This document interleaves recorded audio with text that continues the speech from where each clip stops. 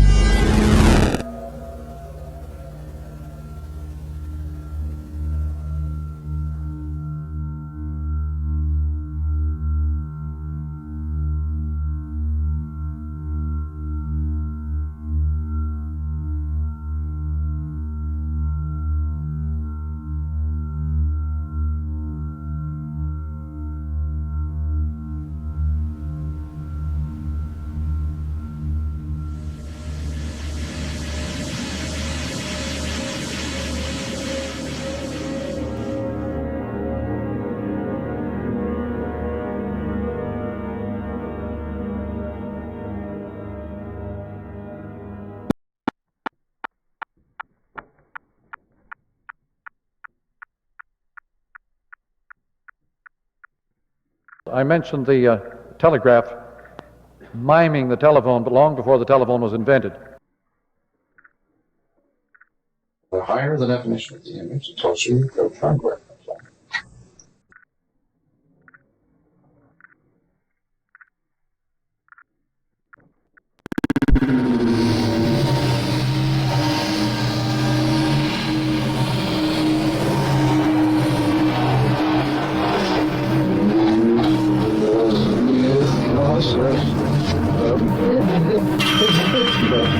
There are some things that you read and reread, but they're always different. Do you think I could have read the Gutenberg galaxy that way? I don't know.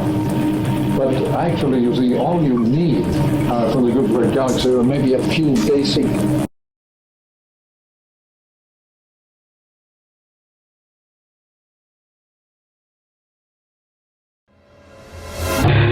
Toronto University property. Would you want to say that? No, it does not.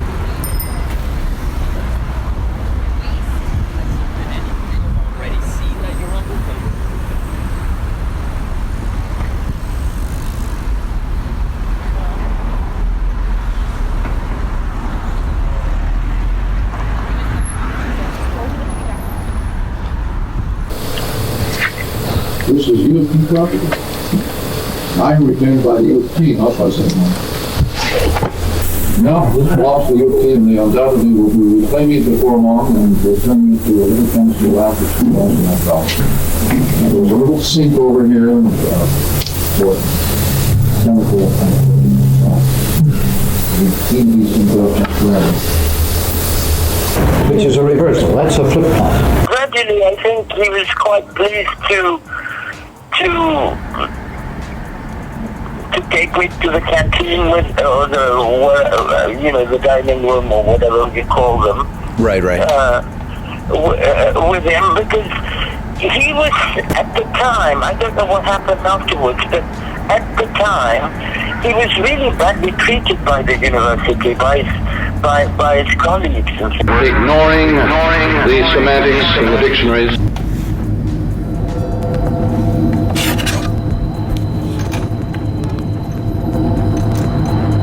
Takers of LSD said that is just like LSD. So I've begun to feel that the LSD may just be the lazy man's form of Finnegan's Wake. It enraged the whole community. Not his students, but everybody else. He got thrown out. They gave him $68,000 to walk away to himself. And he took it. He knew he could have stayed. He said, I could have stayed and fought, but it would have been a horrible fight, and it would have cost me a good deal of legal fees. It would be very unpleasant. He'd already done enough fighting. The fact is that the advertising community was enraged to have their activities exposed. Coke suck. 350 million, still two parties, 15 genders, you know. It has to be a stranger and have a philosophical dialogue.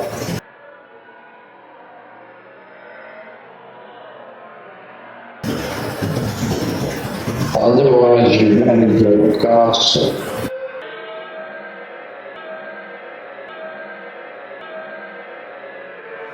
Speaking of cooking, there was a gourmet from Virginia who went to Boston. That's interesting. That's very difficult to imagine for a sighted person. Well, when you say imagine, you mean visualize. That's all we mean by That's imagine. right. Absolutely. You cannot visualize the non-visual. Visualize and conceptualize. And the first thing he said to the cabbie was, take me where I can get scrod. Now Boston scrod is famous. And addressed her in a languid, sleepy voice. Who are you? Said the caterpillar. It was this dour Canadian, Torontonian audience there sitting, everybody looking down sort of thing. And McLuhan was reading the ads out loud, and excuse me, there was one that showed a woman on a beach looking up quite fondly at a man in a swimsuit who was standing over her, and he was handing her a Coke. And McLuhan said, the alphabet drives people toward extreme forms of egomania and competitiveness.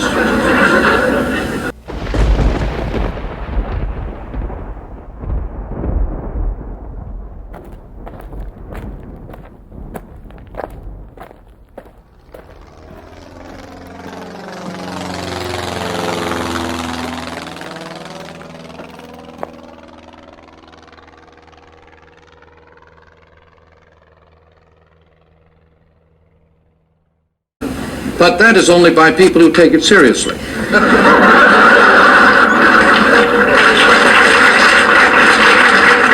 There are very, very few people who are serious about letters or about alphabetic performance. It's a tiny group of specialists. But the In general, though, there is an effect side effects on many other people. But the really intense. This stuff is great. It's hilarious. McLuhan was quite the comedian at times. Yeah, interesting person. Gathered over years. At the same time, he can be quite the SOB at times. Marshall.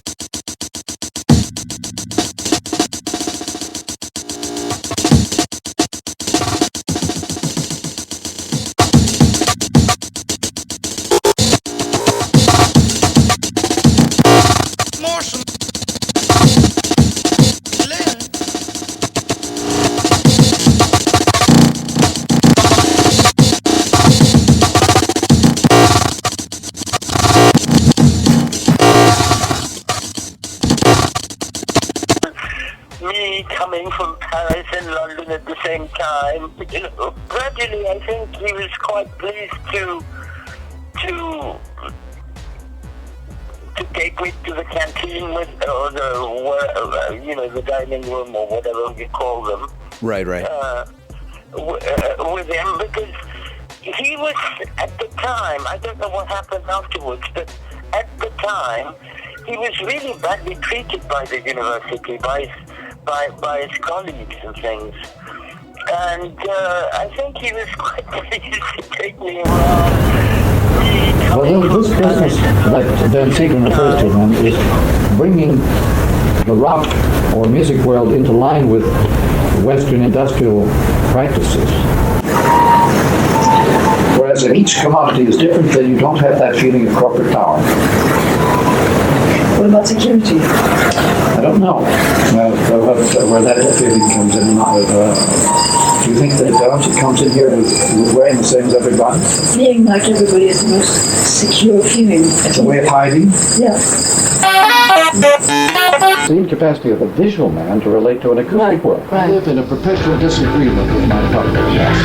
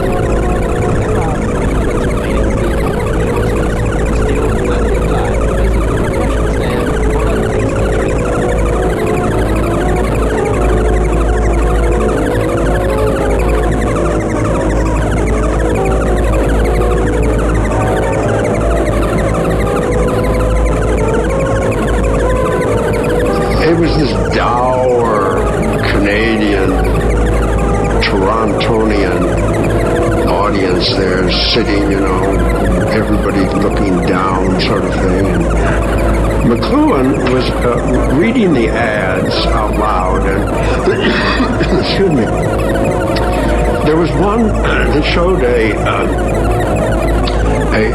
woman on a beach looking up quite fondly at a man.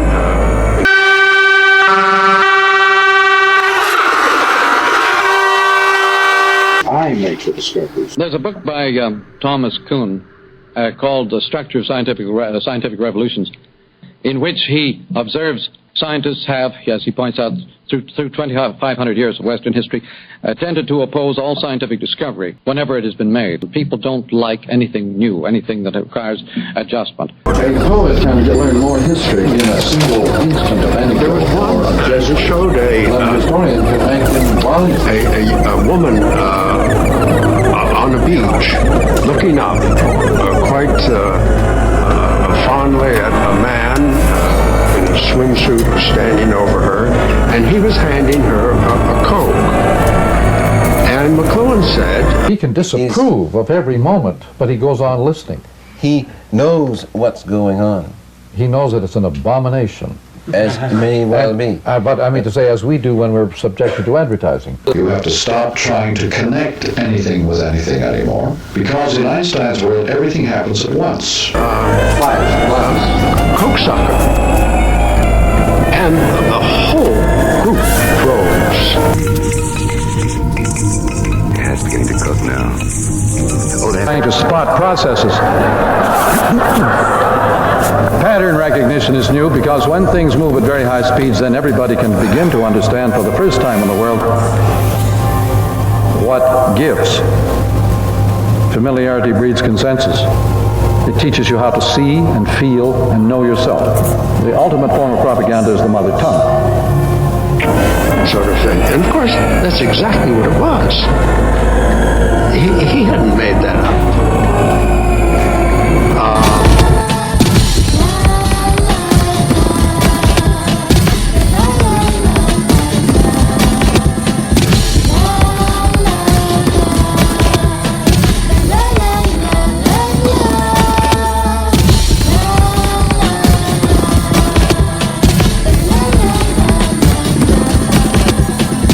A little gasp went round the circle. Ooh! However... Aha, said the pseudo-duke. He laughed.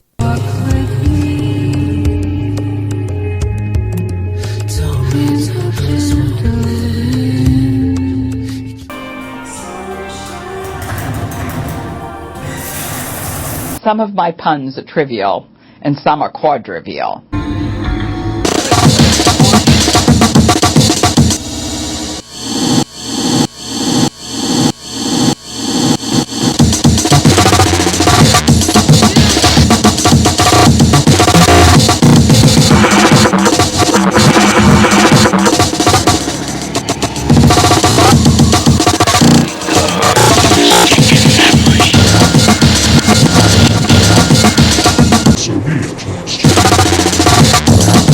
The researcher is a man who deliberately creates interfaces in order to make discoveries. He deliberately sets up. What you do, you leave that person on red. If they send you something, even if it warrants a response or if it doesn't warrant a response, you are leaving them on red. And then what you are going to do next is in like 30 minutes to an hour, you're gonna message them on Snapchat or DM. There's almost different etiquettes in each kind of app. It's like Snapchat can get a little bit more sexual, DMs are a little bit more funny and informal, and then texting, it's like, that's where you decide like, hey, do you wanna hang out? Let's meet up. That is the more formal part. I think that's what we're talking about. I agree. So guys, girls, go around in all these different apps and you're gonna use them, because if you leave her on red, then she's gonna be like, wait, he read my text, but he just sent me a Snapchat or he just DM'd me, and it's gonna get them guessing. Also, if you leave them on red, make sure you post a story. Post something on Instagram or Snapchat as a story, and you leave them on red, and they're gonna be like, oh, wait, why isn't she answering? Why isn't he answering? Yeah, I'm a psycho. But use all of your different apps, guys. I'm telling you, if you work it and you do it in a specific cycle, I know I sound like a full-blown psycho. I'm but just taking it all in. You see in. it work.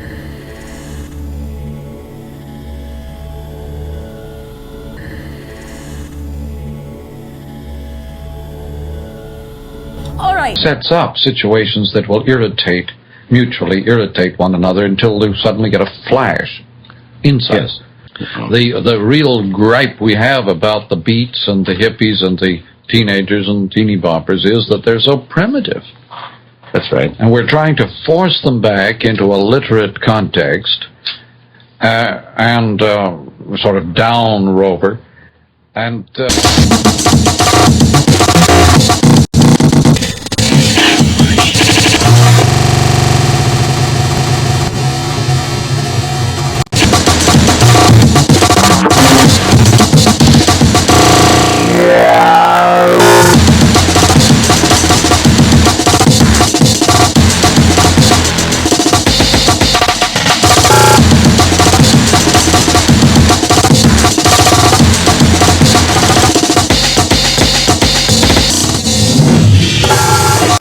attaches himself to one of these recurring objects and survives. To have someone who remains a loyal friend for so long. Now that's what this show needs.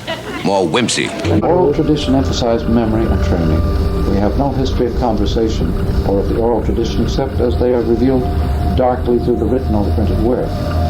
The drama reflected the power of the oral tradition, but its flowering for only a short period in Greece and in England and illustrates its difficulties. The oral tradition soon phased itself out. Minerva's owl is the opening essay, and that, means it's Hegel's phrase that the owl of Minerva takes its flight at twilight. Oh, yeah. When things are just about over, then wisdom is born. This is right off, it's a bias of communication. Yeah, I'm doing a book called The Second God. Yeah, is there any relation to the first one? Marshal McLuhan, what are you doing? Whence did the wondrous mystic art arise of painting speech and speaking to the eyes, that we by tracing magic lines are taught how to embody and to color thought? Well, it's the same thing in any place. It's this whole insight into the fact that this was a hidden environment, this habit of thought. Writing did not merely record language, it was a totally new medium of expression and communication which the spoken word came in turn to imitate.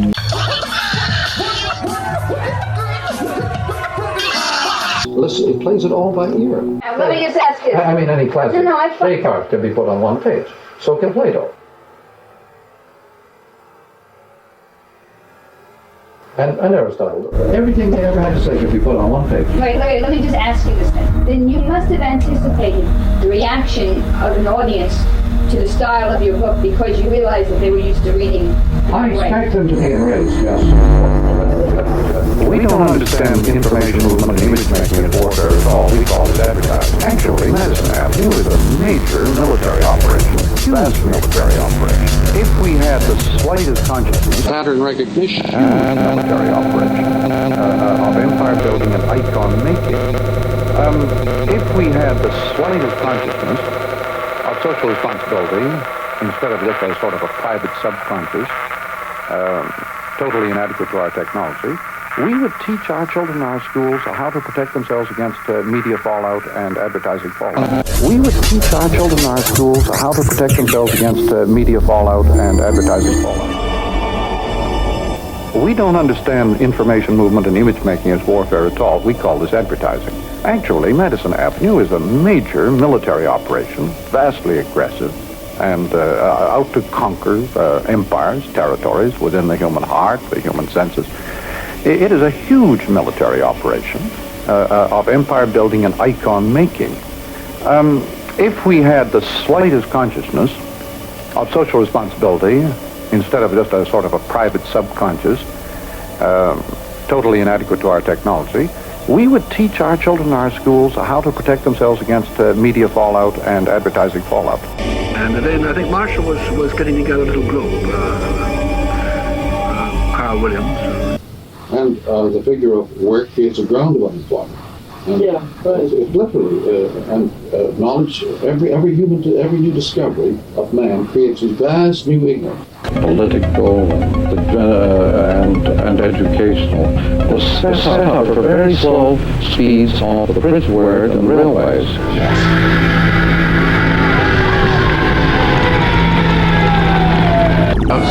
Cokesucker.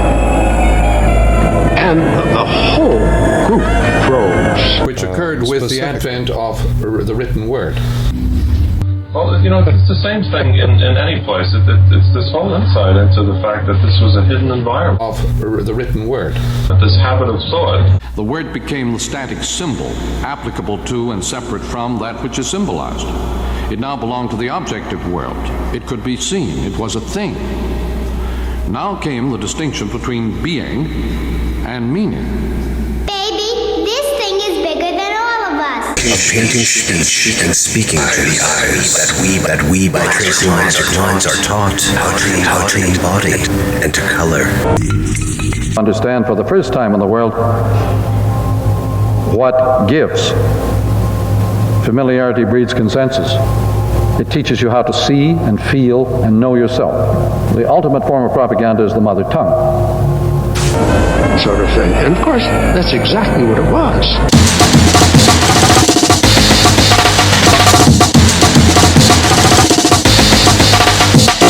Where is that available? All New York papers. Oh, that son of a bitch, you know? To me, McLuhan as a giant... As some of you may know, Professor McLuhan suffered a severe stroke in the fall of 1979 and has lost most of his verbal skills, so I could not interview him personally. However, I was able to interview his wife Corinne in his presence. You will notice later on that he participates in the conversation, almost speechless. I spent a lot of my time building boats. But with the full energy of a spirit who cannot be abated by the worst fate.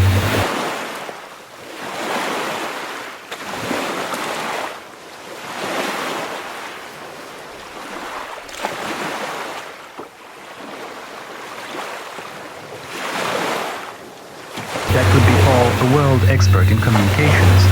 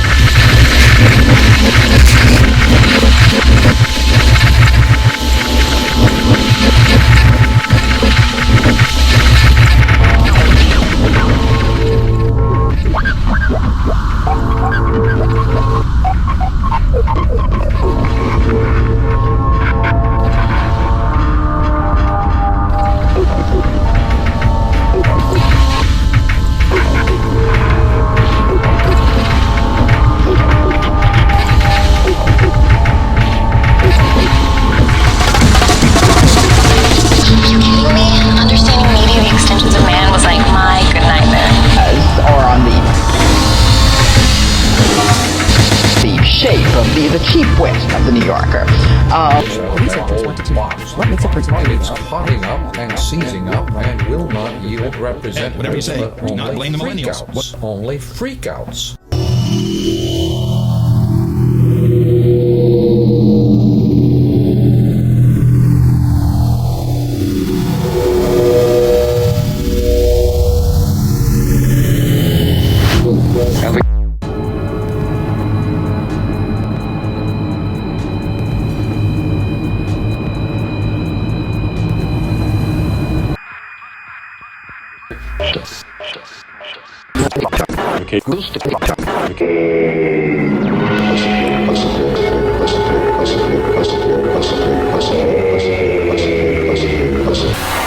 All baseball, they're all purple. Yeah. It's all over the park. Oh well, it's a little it won't hurt. It's gone. No. There it goes. Point or commission. So as McLuhan says, the audience becomes a workforce. I make the discoveries. Is that the audience becomes workforce. For 20 years, scores of politicians have made the pilgrimage to this windowless sanctuary of sound in Midtown Manhattan. Here, Tony Schwartz has created some of the most effective commercials for Lyndon Johnson, Hubert Humphrey, George McGovern, and Jimmy Carter. Audience becomes workforce.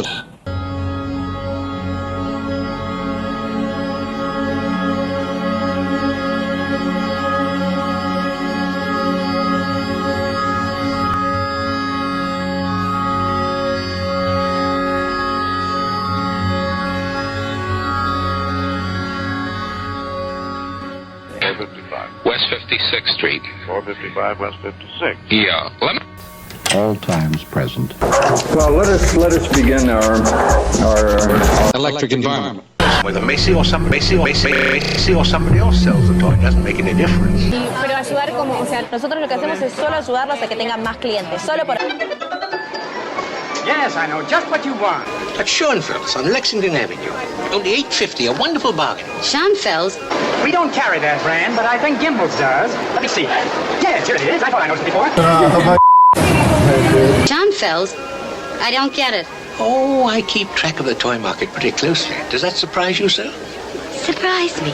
Macy, sending people to other stores. Me da mucha ternura. ¿Por qué tiene que haber una competencia entre las marcas? Now we'll take some at my store.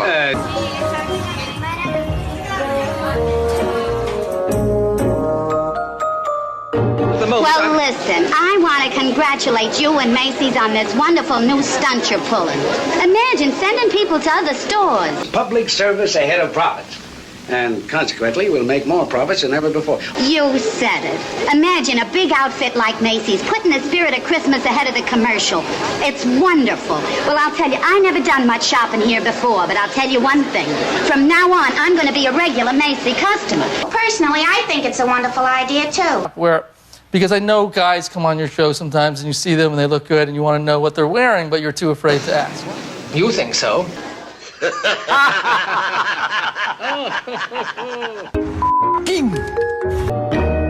Just a minute. I was thinking that today we could talk about where you work. Well, you can see the way we work. No, I know. It's called transparency. I stack one thing on top of another on top of another. Look at them all simultaneously. That's how you work now. You always work that way. I mean, how did you write the Gutenberg Galaxy, for instance? It's a long time ago. I just read sections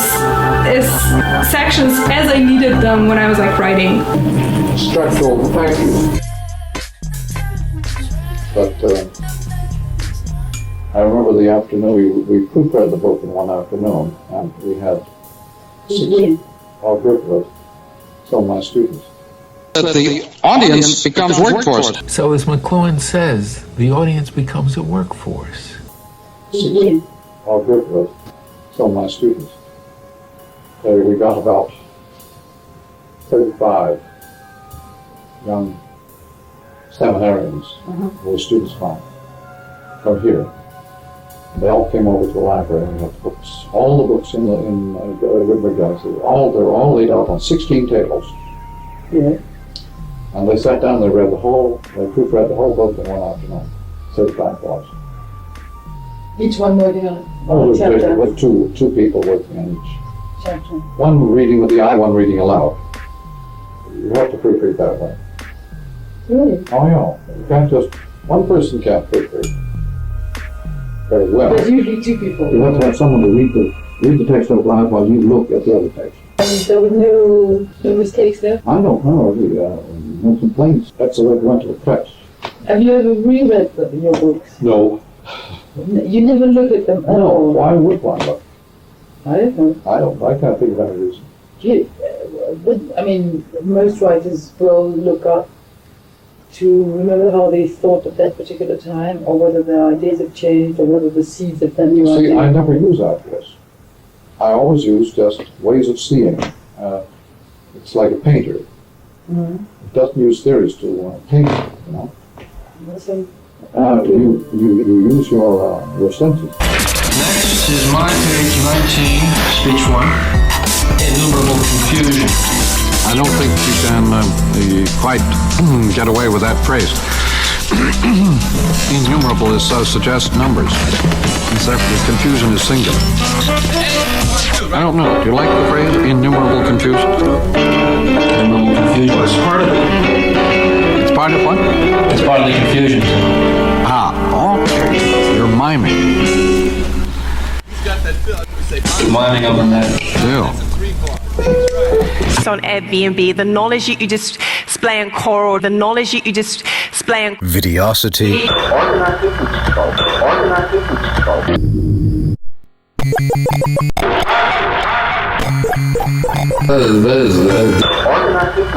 The ad off.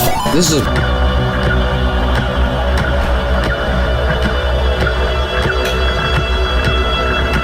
This is eliminating the prejudices of specialists. Oh, I think that's what they're trying to do. organizing is called. Organizing. Well, now, there is a term that is banded up. I mean, like the resources are so vast. The resources of knowledge. If we could all learn how to harness it, we've got it made, man. You have to, otherwise you're going to be talking about bird song. We got it made. We're really deep with it. And, you know, casting his pearls before swings. They all live together in one place. And Innumerable confusion. They ever did in school anyway. So they're getting a very high-level education. The dropout rate is up 12%. City SAT scores are down 9%. Yeah, you're making that up. The technique of discovery itself. Organized ignorance as a way of bypassing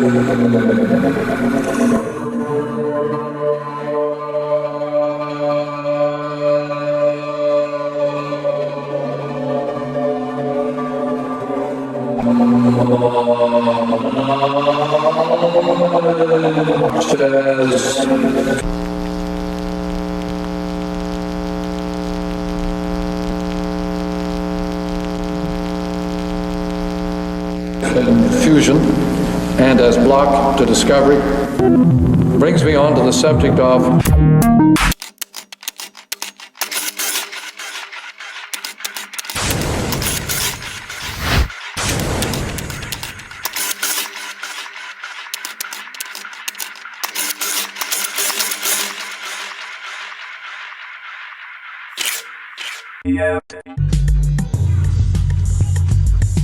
data processor on a very large scale. The young person today is a data processor large scale.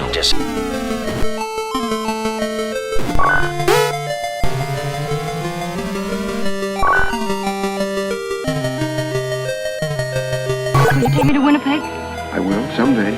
Toronto, Montreal, Quebec, Winnipeg. And New York? Sure, New York. Unethical to inquire about a fellow patient, but how is his lordship? His lordship? The Bishop of Winnipeg.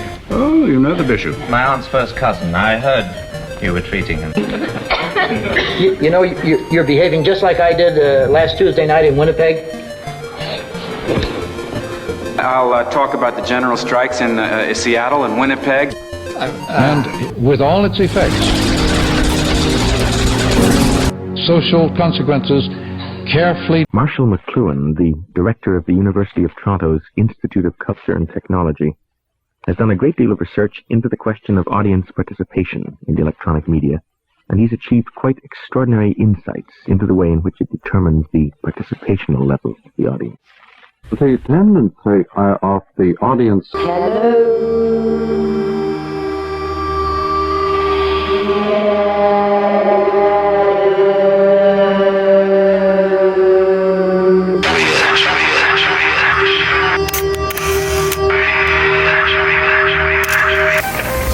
We are moving into a world where women will be the only power.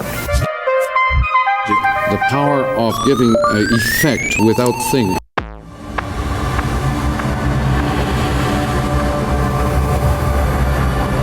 No detachment is possible. I drop in on sometimes very late when it's coming home from something, usually washing the dishes at 2 in the morning or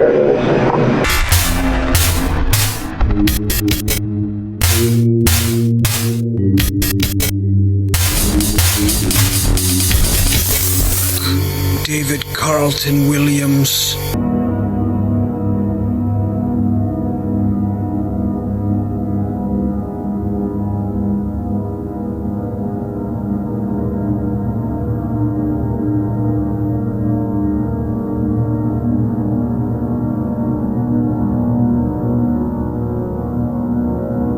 And Herbert Marshall. Abrupt interruptions, which permit far more involvement.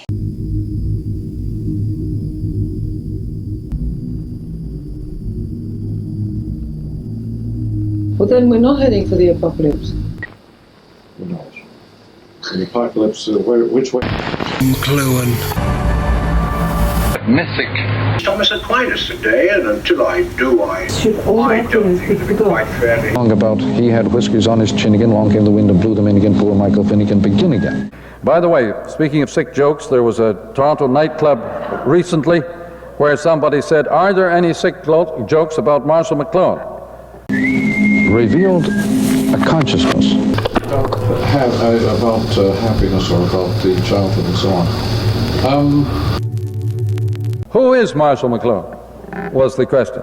Well, that's supposed to be a sick joke. Are there any sick jokes about McLuhan? Who is Marshall McLuhan? What is the grievance behind the sick joke? Well, when I was a kid, I spent a lot of my time building boats. Oh, yes? Yes, I was a carpenter. I thought I was an engineer, and I went into engineering. Yeah. Well, we started. No, that's what I was interested in. I mean, how many thoughts can you cram in your head? It isn't a question of how many thoughts. The fact is that when you confront the page at that speed, you apprehend it as a gestalt.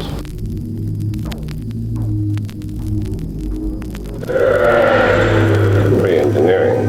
He was in the second year of a 5-year course. These are little iconic juxtapositions, overlays. So I sat in 4 weekly seminars with him. There are always seminars in which the instructor never quite kept control of McLuhan's tendency to... I'm delighted to have an opportunity to broach these subjects in a group like this. Of course, it belongs to the Negro culture. take command. It was very sculptural approach to the page. That which originates in the South, yes, it does. And the Beatles and the whole English thing. The fascination of life to me is the exact opposite that I find in Socrates and St. Augustine and St. Paul, all those people who lived before printing. It's merely a transference of Southern Negro jazz blues culture into a British medium. You feel that the Negro has profoundly influenced Southern speech? I think it's the only thing that contributed anything to well, no. I think a certain kind of Elizabethan English contributed most to Southern speech. It's an old dialect form. On the subject of is television possibly discouraging something that's very valuable? Do you privately feel that perhaps it is, for example, killing conversation, making it impossible for people? TV makes possible talk shows.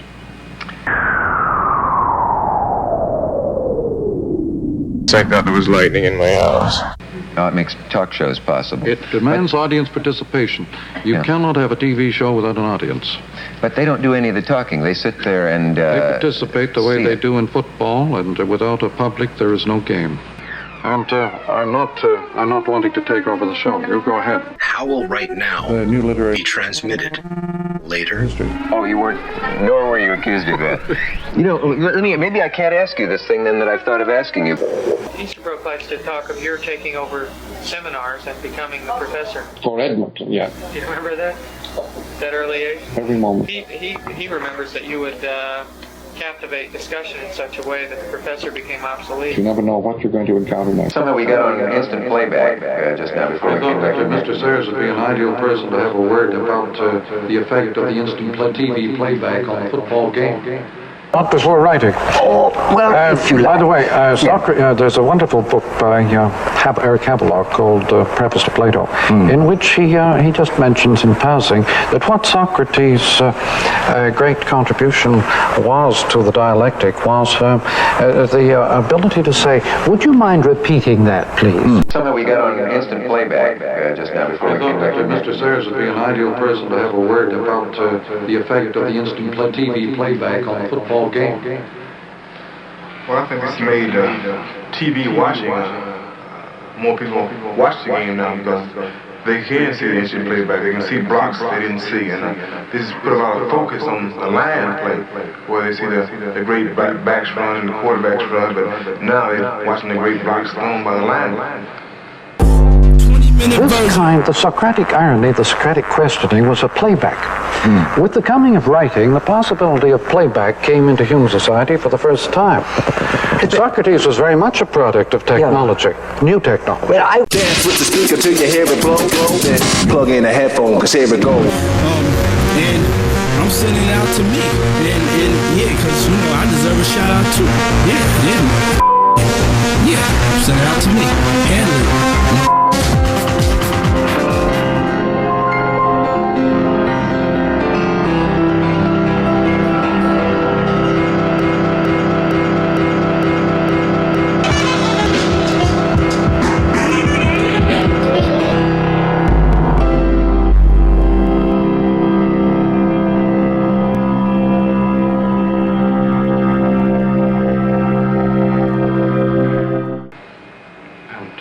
This makes the audience more participative in the game. No question about it, it does. When Cubism came in, 1900 or so, it was called multi-locational. Unaware, I've been aware that there has been a hang-up here, but unaware of why. This Mrs. Equitone is really a very useful bit because the whole British upper class mimic, with voice, they mimic the world of printing. This puts the lower classes way down because they still retain many of the characteristics of pre-print in their voices. So the class structure in England is quite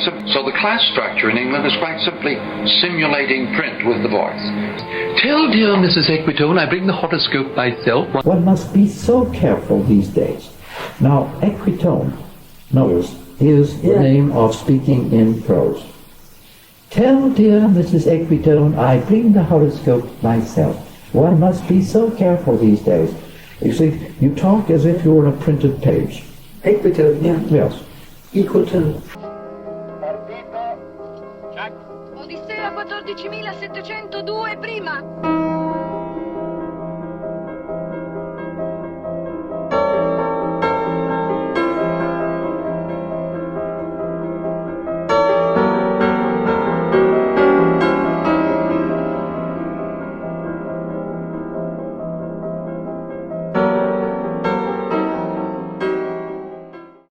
That is, this is a group of people that move from total non-literacy into post-literacy at one step. That is, into the electric software world. They bypassed the whole hardware world. Do they have television stations? Do you know that bastards never mentioned one word about entertainment? Radio, TV, movies, not one word was mentioned. Then what post-literate world have they gone into? Our world. The 20th century is post-literate. It's electric, you know. We don't know whether they have television. We're not there. We're not in the 20th century. Oh, no, somnambulating away in the 19th. Oh, sure. We're still wandering around in the 19th century. This New York City is completely 19th century.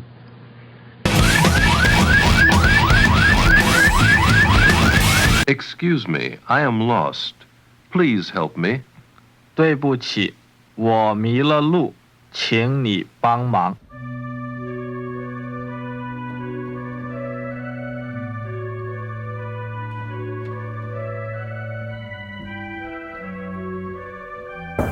Margaret Mead told me that she once took, I think she said, 6 or so paper bags on her books to the Admiralty Islands, and by chance, some of these natives had opened them, and they were absolutely amazed. They said, they're the same. It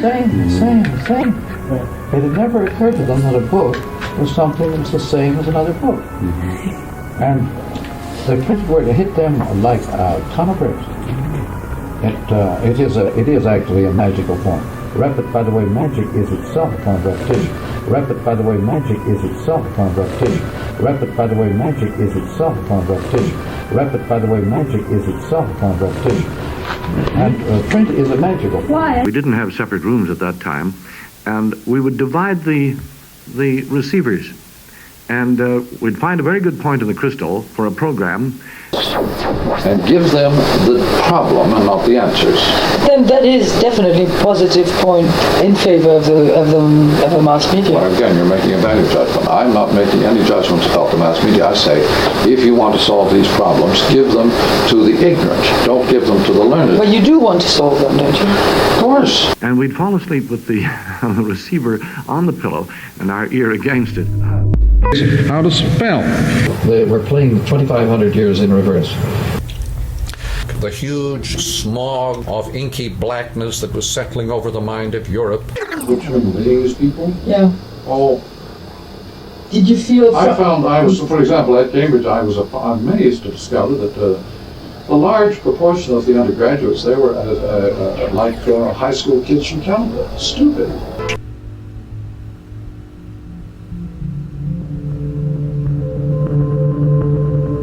The first right of every man in civilized society is the right to be protected against the consequences of his own stupidity. Now, what he was saying was that the ordinary modes of human living and endeavor create nothing but chaos. And if you want order, you have first to start with the fact of human stupidity and greed and nonsense, and put them in order. When you moved your lips. What is the nature of your thoughts, gentlemen, when you say fuddle-duddle or something like that? God, you... On another occasion, after one of... forgive me. We were talking about some astounding statement that some New York literary intellectual, this was the 60s, had made. I think it was Susan Sontag on the occasion in which she said that white people are the cancer of the human race. I think that was, and Marshall's comment to that was, well, he said, you know, moral indignation is a standard strategy for endowing the idiot with dignity. Hey, is that funny to you people? Where somebody said, are there any sick jokes about Marshall McLuhan? Turning the whole of mankind into a dunce. These are little iconic juxtapositions. Hate ceases to be lineal at speed, by the way. Pattern recognition. About happiness. Happiness to me is something I am not much interested in, I can tell you that. At no period of my life was I interested in being happy. I was very interested in getting on with what I was interested in. And in practice, that turned out to be a source of considerable happiness, in the sense of satisfaction. When I was a kid, I spent a lot of my time building boats. He was actually a pretty handy guy. He built, for example, sailboats. I used to have the plans for one of them. It's gone for a long time now, but I remember the name, How to Build a Racer. And when he got to Cambridge, he was a rower. Got into rowing. Well, you can't sail on those rivers anyway. The bridges are too low. There's too many of them. And we're very close because there's so many things we were reading that we found occasion to argue with, discuss. We went through the Chesterton stage, What's Wrong with the World, a Mark Rule book. Started to walk home. We didn't live too far away from it. And we were still talking when I noticed the milk wagons going by in the morning. It was about 4.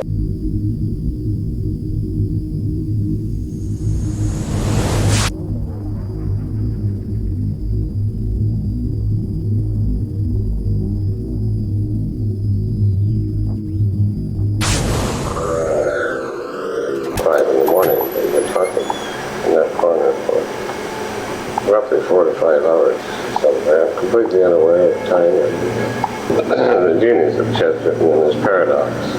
Beautiful, and then of course disagreeing a good deal on a good many things. What's wrong with the world? What's wrong with the world?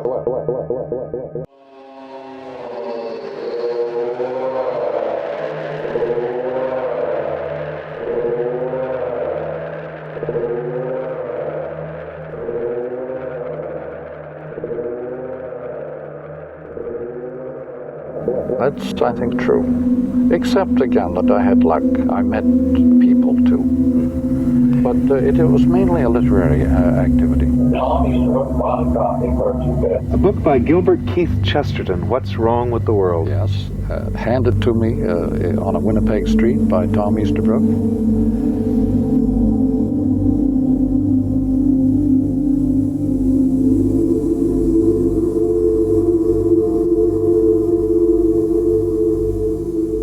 He said to me, I hated this book. I think you'll like it. Tom Easterbrook, bought a copy for 2 bits. Winnipeg, Texas. And handed it over and says, you'll like this, I think. And that was a real eye-opener.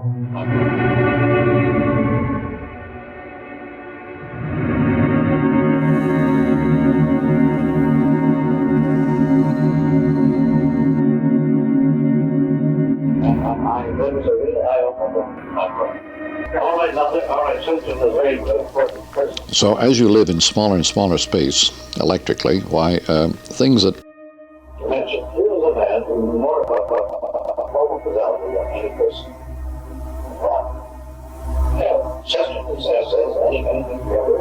at electric speeds, nothing in the USA makes sense. All times present. Discipline.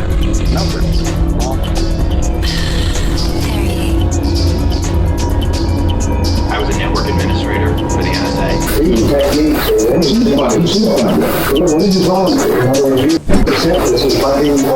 I don't see any difference between voluntary and voluntary. I spy with my life. Activities that women are supposed to accomplish quite quickly in life, very much more sophisticated. Her muscle coordination is much more sophisticated than that of a boy. Any woman. What will men be doing? The gate was originally known as the Watergate. Still keeping each other under surveillance. Traitor's Gate. As far as everyday life is concerned. Boys are thrown off very much more easily than girls. And people now go out. Ashley Montague has a book called The Natural Superiority of Women, meaning... Whereas the old environment was mainly based on the wheel. Peers. Women, physiologically, are superior to men. To be with. That is, they are better set up for survival. That is, the young people do. They're less The kids do.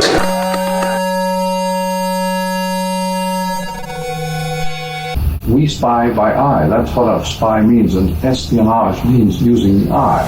Something that begins with S, and then your job is guess what I spy.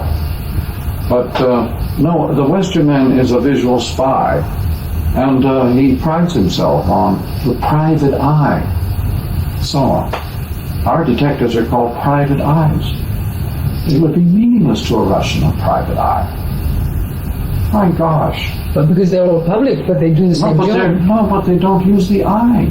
They listen. Prior to that, I was an analyst. Before that, I ran tech support for Microsoft Word.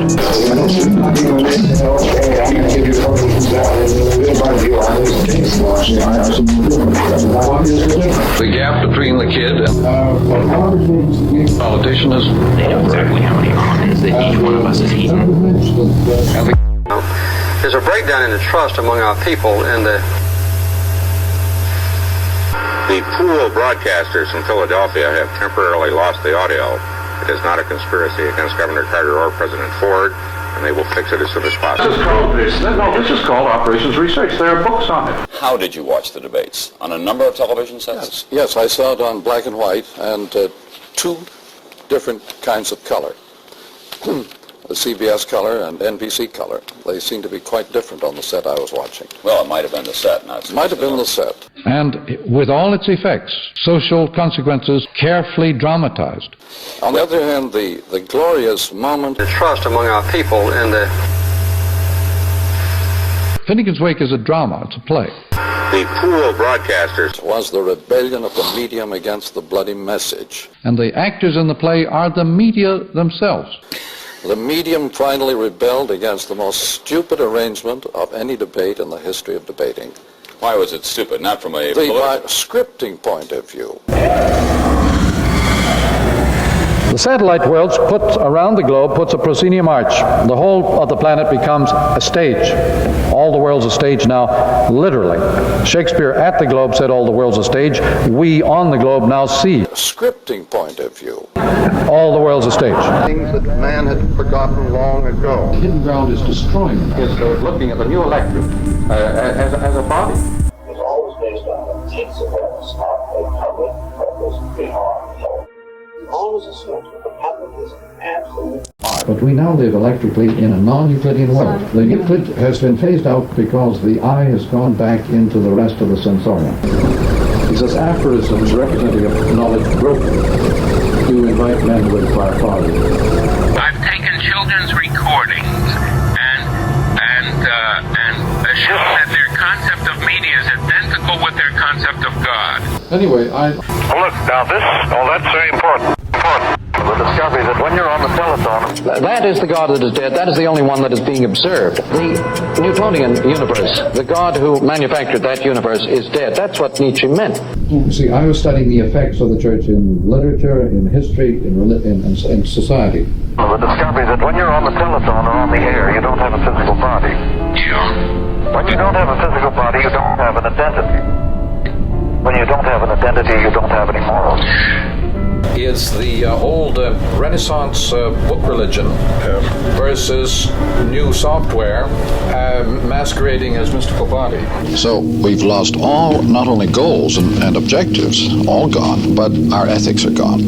Now, as the private ethic disappears and private morals disappear, there suddenly comes a strange new need for public morals. This is the tribal. The tribal man demands absolute integrity of the chief, no fooling around. And the kids today don't give a damn about private ethics, but they are very deeply concerned about public ethics. This is pure hypocrisy on their part, but they don't know any better. But the sudden flip, as you permit people anything privately, then suddenly public morals gets awfully tough. The electric.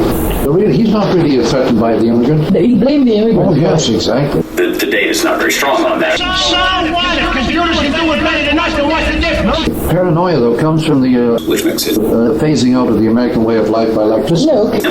In an electric information environment, minority groups can no longer be contained, ignored. Too many people know too much about each other. Our new environment compels commitment and participation. We have become irrevocably involved with and responsible for each other. And so that's where we're heading, into a world of tight public morality and total immorality in the private sector, which is tribal. Tribal man doesn't have any private ethic. He has taboos. There are a few taboos, but there's nothing private about them.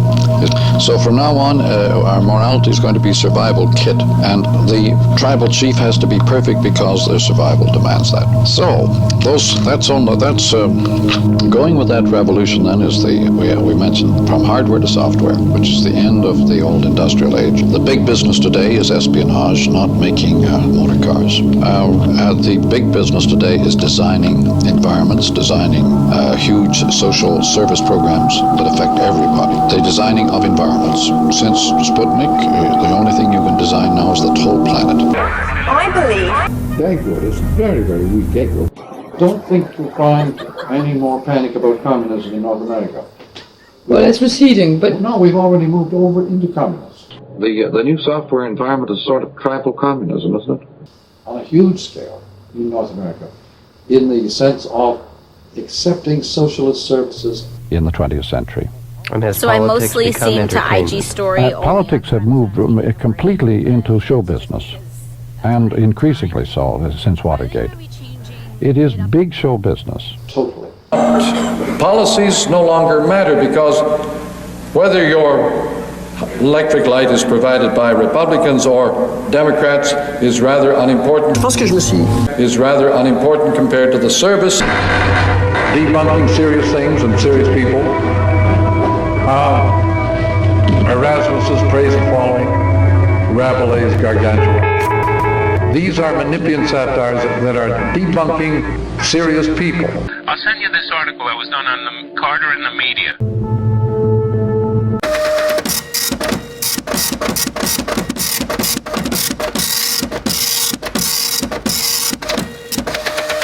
On a sailboat on the Red River, and they were about half a mile apart. Sunday's Times. The whole issue was on that. Oh, gee. So I'll send you a copy. Is it the magazine section? Yes.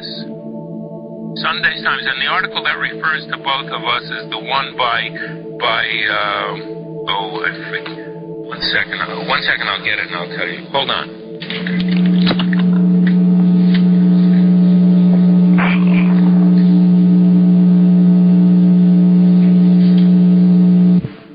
Yeah, and they quote you, Jimmy Carter's a personification of Marshall McLuhan's cool image. Yeah, and they quote you, Jimmy Carter's a personification of Marshall McLuhan's cool image. Not surprisingly, the Canadian Oracle is another fan of the president's video persona. But Mr. McLuhan was also among the first to warn of the dangers of playing with the cool fire. Citizens of the global village can be burned by television, even presidents and presidential advisors. Yep. That's what they say. Anyway, he says they use my book as the Bible down there in the White House. Well, good. The mind, remember, works much faster than electricity. Eric Goldman on the program The Open Mind. The speed of light is very slow compared to the speed of thought. Professor McLuhan said that you don't discover... Literally.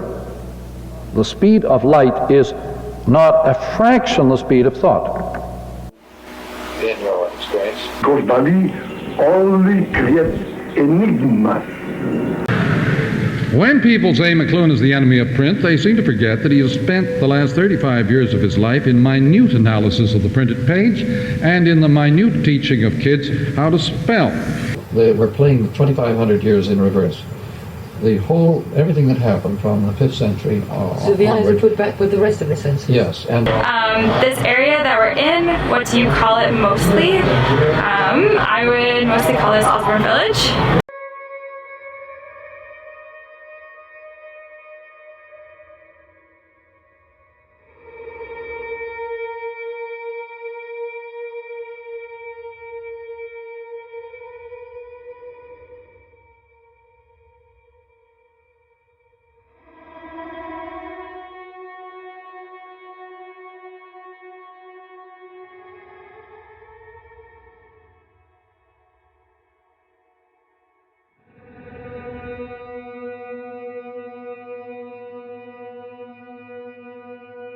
Statistic that will reassure all those who live in a state of anxiety about the future of print or the book. In the first place, let me say that the book will survive because of Scripture. Yeah. I see McLuhan as a 60s person in a way, where he was right for the 60s. What do you think he would be doing today? If he were here today, would he be saying the same stuff, or have things changed? No, he's a 60 person. 2060. That's when the crowd's going to know what he was saying. 2060, maybe early. On page 41, there's that image that looks like Confusion Corner. This could be anywhere in Winnipeg, Western world, with regard to the rowboat on the Assiniboine. By the Assiniboine or the Red River. Well, of course, I was brought up in Fort William, which is not too unlike. Well, actually, it's a totally different terrain. The soil is different. Yeah, it's not like this. I agree. This is now this is. Of course, this is Saskatoon. Don't tell me it reminds you of Fort William Harbor. No, it doesn't. It's too picture squeak. Yeah, that's right. Picturesque. Picture what? Picture squeak. Squeak. Oh, I see. Well, now this is literally the picturesque. And the picturesque consists in jumbling the senses. But using a point of view, as using nature as if it were a picture. Literally. That's right. It's where the word came from. Making with nature as if it were a picture. This could be anywhere in Winnipeg by the Assiniboine or the Red River. On a sailboat on the Red River, and they were about half a mile apart. After school. For a while on the one river. And when I went after school, after I finished delivering my papers, I could go down to the Red River and sail. And I did these things all the time. How old were you then? Because society is really to blame. 2060, maybe early. That's when I was 6 years old, or 10 years old, or 12 years old. I would make these statements at dinner table. I always had ways of seeing that have been unconventional. As a small child, was told at the dinner table over and over again by my father, would you get up and say that to a group of men? Of course, because you said things like yes, because unconventional things. Like, can you remember? No, because I was only 6 or 8 years old. But I would say, of course I would say it to a group of men. Naturally, why not? It's true. Now, very few people want to know anything. They feel they already know anything. All they need to know, they already know. So if you have anything to say at all, it's going to be very upsetting to them. And so, since I have always had ways of seeing that have been unconventional, as a small child, was told at the dinner table over and over again by my father, would you get up and say that to a group of men? Of course, because you said things like yes, because unconventional things. Like, can you remember? No, because I was only 6 or 8 years old. Because it happened all the time. It wasn't just once in a while. And my father was a pretty good sample, you see, of a middle of the road man, a flat-footed, sort of middle-of-the-road person, a non-intellectual. He liked arguments. They asked me, by the way, in the press conference the other day about the newsletter, isn't some of your thinking transcendental? And I said, yes, most of it's incidental. When people get close together, they get more and more savagely impatient with each other. Well, why is that? Because of the nature of man? Confusion. Things happening many levels at once, as in a myth.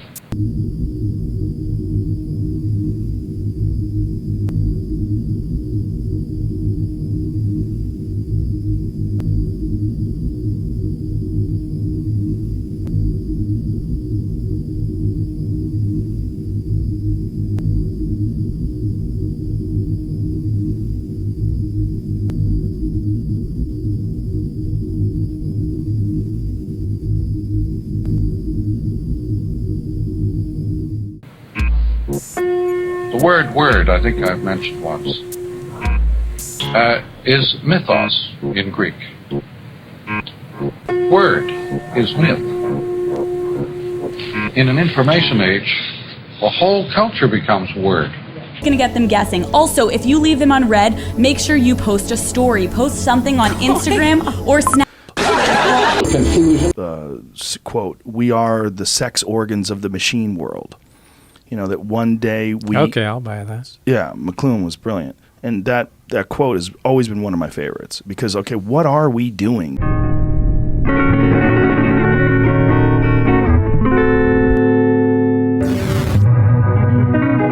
whole damn Western world is finished.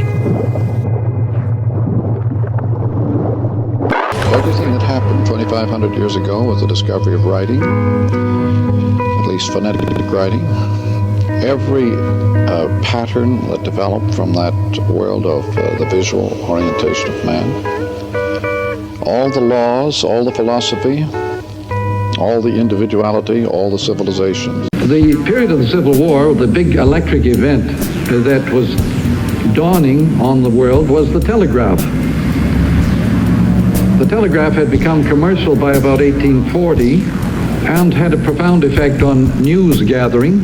Don't attach yourself or your civilization, your culture to it, and look at what it is.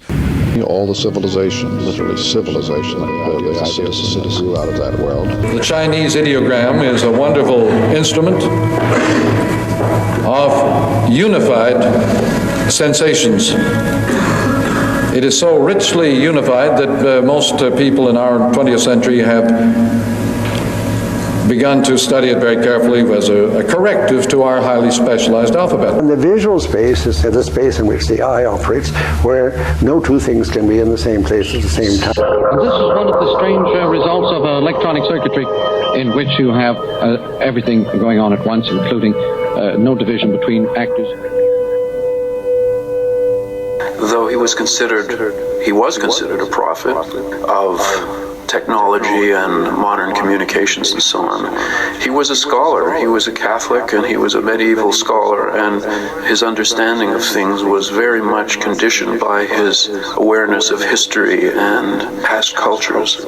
Something about McLuhan, I think, that was misunderstood by a lot of people who thought he just was thinking only forward and not backward as well, but he was really a great medievalist and historian. And between actors, audience, and authors and readers. Literally civilization, the idea of the citizen that grew out of that world.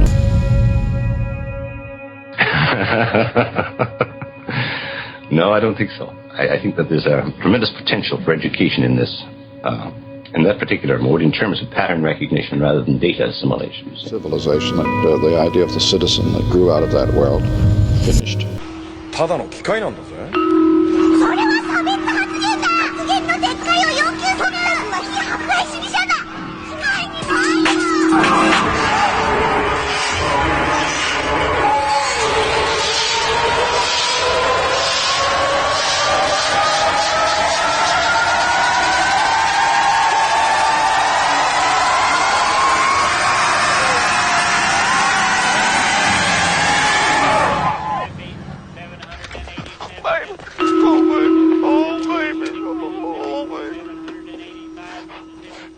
Promise we ain't never gonna leave him, Gail. Promise we ain't never gonna give him up. We ain't never gonna give him up again, Evel. Any of my own. Brian, huh?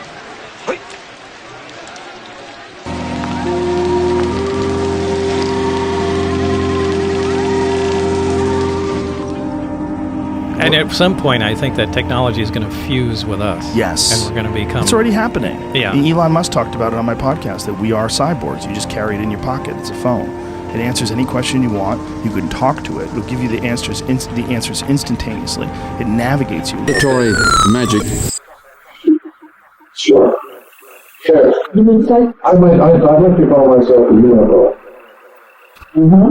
That's the kind of item I put in the dictionary. An unidentified flying object is an intellectual world. Which, an unclassifiable verb.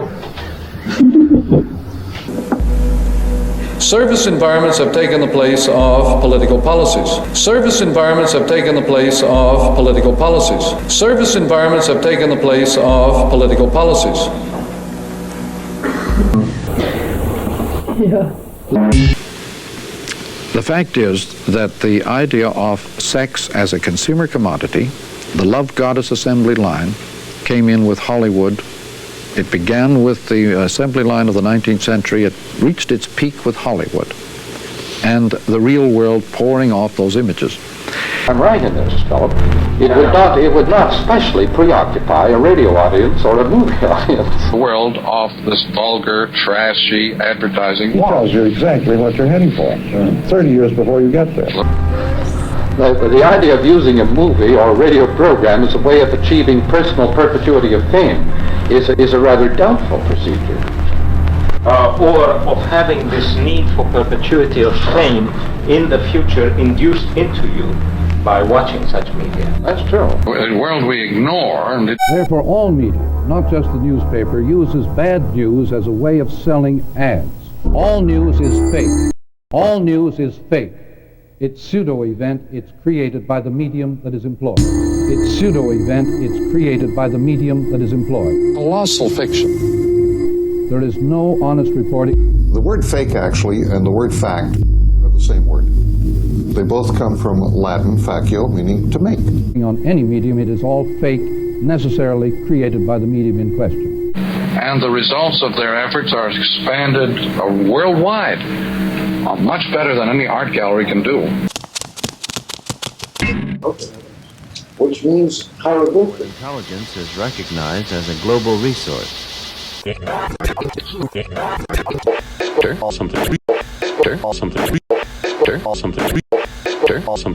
I understand.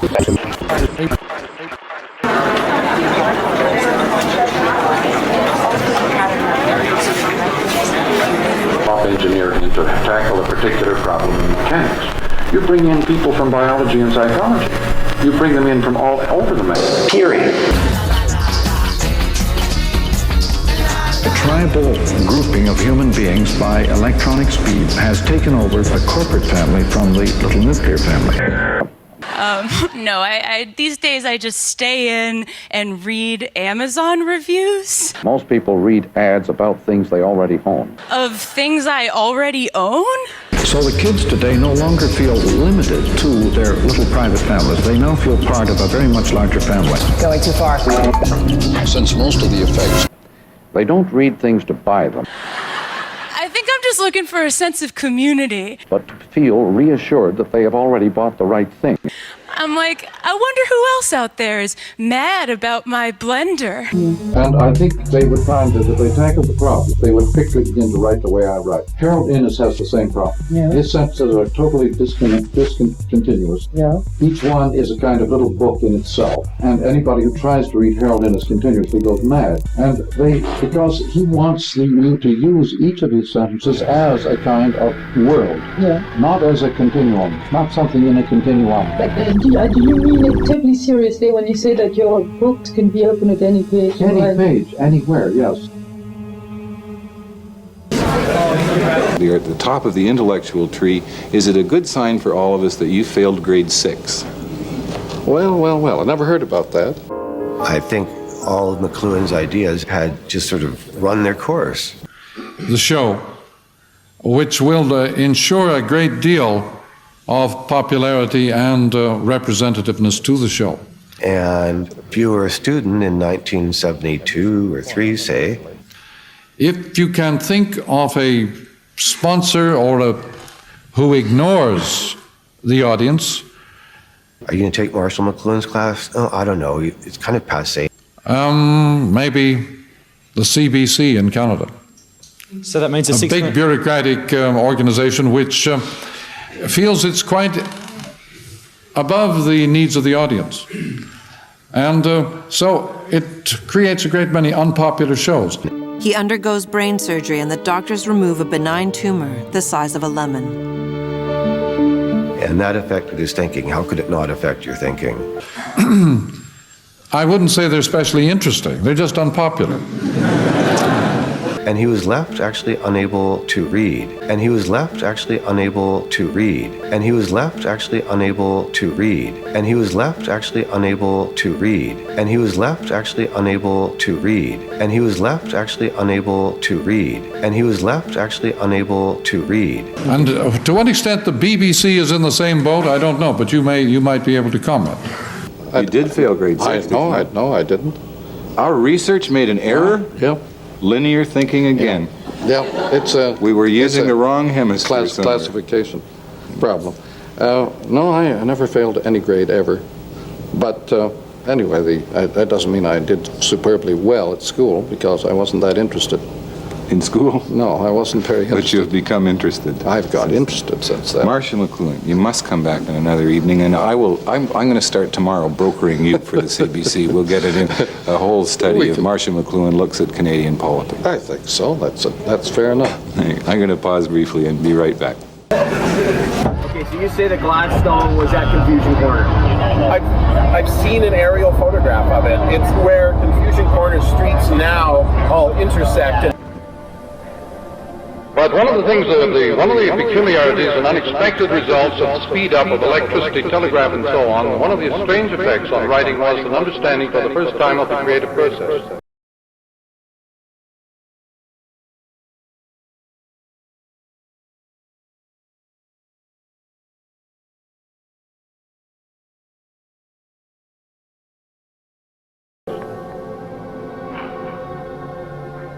From Poe and Baudelaire, Mallarmé, and onward to Joyce and Eliot, the understanding of the creative process has mounted and mounted, and we understand now that it is very closely related to sensory perception. I use that phrase, the medium is the message, on a radio.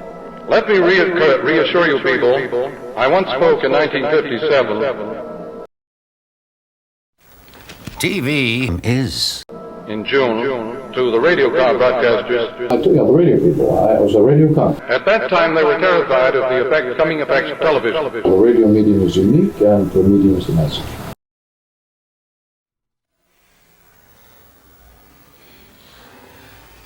And I said, it was in June 1957, I said, the medium is the message, there's nothing to fear.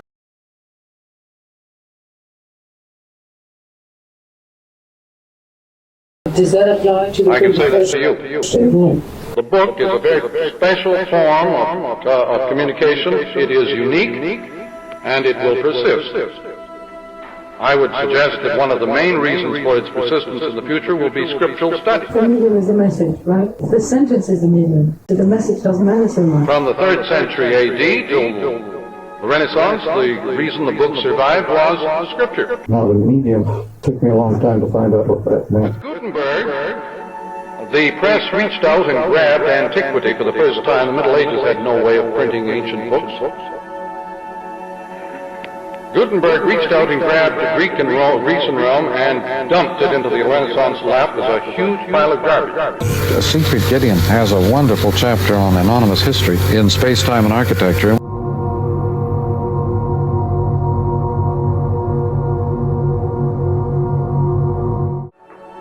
And it kept creative minds very busy dealing with garbage for a long time. Artists love garbage and slums. They hate suburbs and tidiness. No involvement. So the future of creativity is colossal in the world of garbage. Yes? You're a difficult author to read. It took me quite a while. I was right, but I didn't know why. So you do believe in intuition very much? Well, after all, it just means seeing. That was a very great moment. Discovered on space, as opposed to other forms of space. Who cares? You mean sight? I'd like to call myself a UFO. An unidentified flying object with an intellectual world. An unclassifiable verb.